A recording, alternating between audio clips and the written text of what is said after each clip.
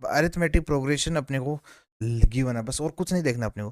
Programme figures out the sum of number of studs in use first P floor is given by, यानी कि अपने को S P की value given है। S P की value क्या है? 6p² minus 2p। बस काम की चीज यही है अपने पास। How many studs are there in fifth floor, मतलब कि अपने को ए फिफ्थ की वैल्यू निकालनी है और अपने को कंडीशन ये गिवन है। तो अपन एक बार p इजिकल टू 1 ले लेते हैं। तो p इजिकल टू 1 लेने पर अपने पास s1 इजिकल टू आ जाएगा 6 माइनस 2 यानी कि 4, और यही अपने पास क्या होता है? a1 होता है या a होता है। ठीक है, अब s2 निकालते हैं। p इजिकल टू 2 रखने पर s2 आएगा अपने पास, वो कितना आएगा? 6 इंटू 2 2 ज़ा 4 माइनस 2 इंटू 2। तो यहाँ से 6 4 ज़ा 24 माइनस 4 इज इक्वल टू 20। ये अपने पास आ गया, S2 की वैल्यू आ गई। लेकिन S2 को अपन कैसे लिख सकते हैं ये आपको पता होना चाहिए। S2 का मतलब sum of two terms, first two terms, यानी कि A1 प्लस A2, इसी का सम होता है। अब S2 अपने को गिवन कितना है? वो 20 है, इज इक्वल टू A1 कितना है अपने पास? A1 है अपने पास 4 प्लस A2 अपने को पता नहीं है। अब यहाँ से A2 की वैल्यू निकल सकती है, वो कितनी आएगी? 16। उम्मीद करता हूँ यहाँ तक कोई दिक्कत नहीं आई होगी। अब A1 आ गया, A2 आ गया, तो अपन क्या निकाल सकते हैं? डिफरेंस निकाल सकते हैं, D, यानी कि A2 माइनस A1। तो यहाँ से डिफरेंस A2 कितना है? 16 माइनस A1 कितना है अपने पास? 4। तो यहाँ से डिफरेंस अपने पास कितना गया? 12। उम्मीद करता हूँ यहाँ तक भी कोई दिक्कत नहीं आएगी। अब A5 अपने को निकालना है, यानी कि फिफ्थ फ्लोर निकालना है। तो फिफ्थ फ्लोर के लिए क्या होगा? A प्लस 5 से एक कम करेंगे 4 इंटू डी। तो यहाँ से ए की वैल्यू क्या है अपने पास? ए की वैल्यू अपने पास 4 प्लस 4 इंटू डी क्या है? 12। तो यहाँ से इसको सोल्व करते हैं, 4 प्लस 48। तो A5 इजिकल टू क्या जाएगा अपने पास?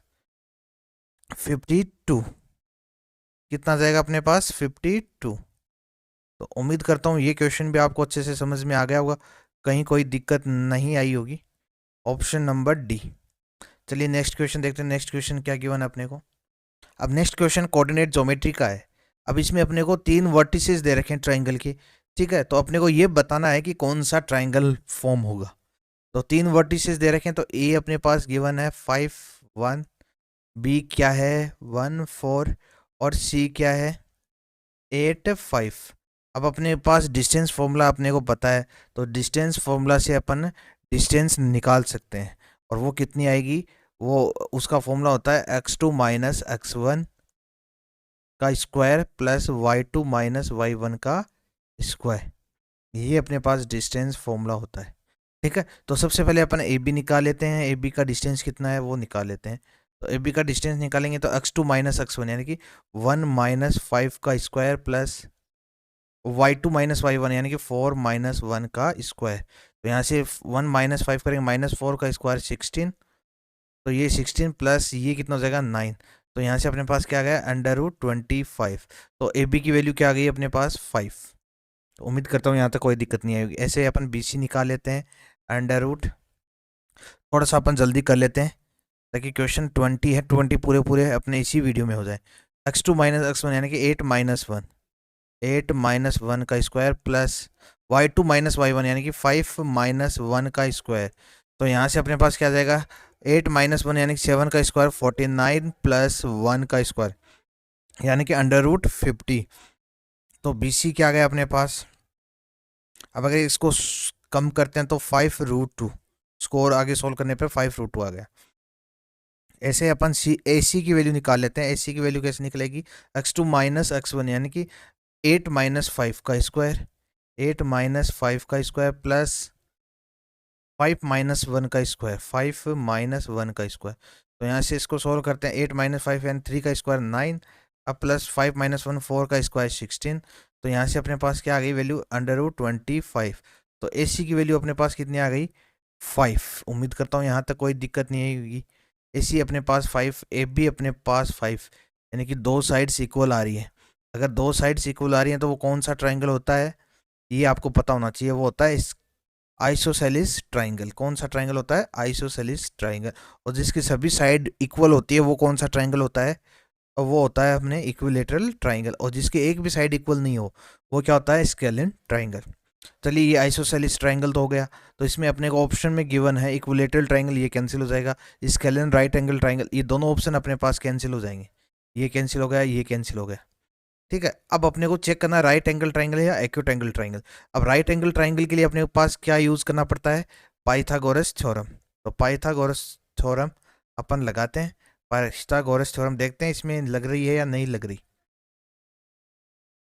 ठीक है, पाइथागोरस थ्योरम क्या बोलती है, बी सी का square is equal to A B का स्क्वायर प्लस ए सी का स्क्वायर, ये इक्वल होना चाहिए। ठीक है, तो बी सी का स्क्वायर मतलब अपने पास √50 का स्क्वायर, √50 का square is equal to A B का स्क्वायर, ए बी कितना अपने पास 5 का square 25 plus A C square, A C कितना 5 का square 25।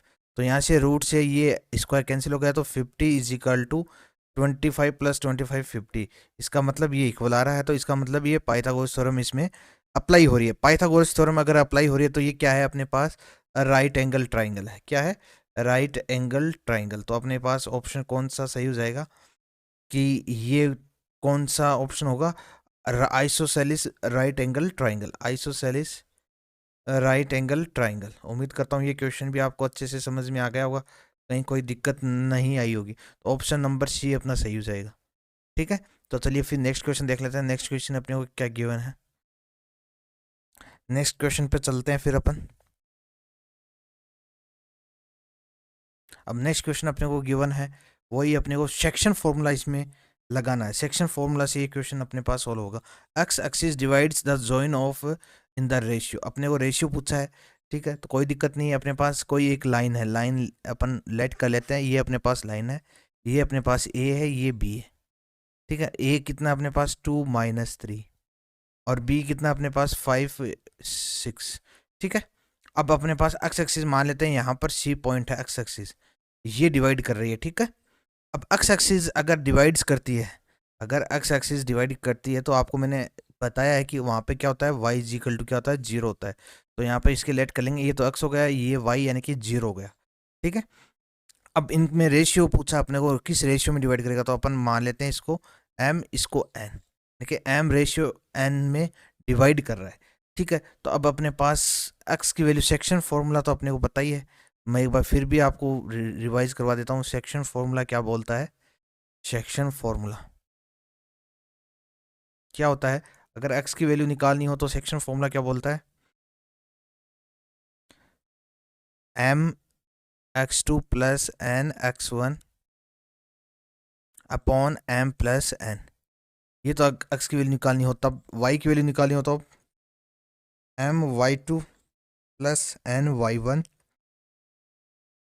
Upon M plus N. उम्मीद करता हूँ यहाँ तक कोई दिक्कत नहीं आई होगी आपको।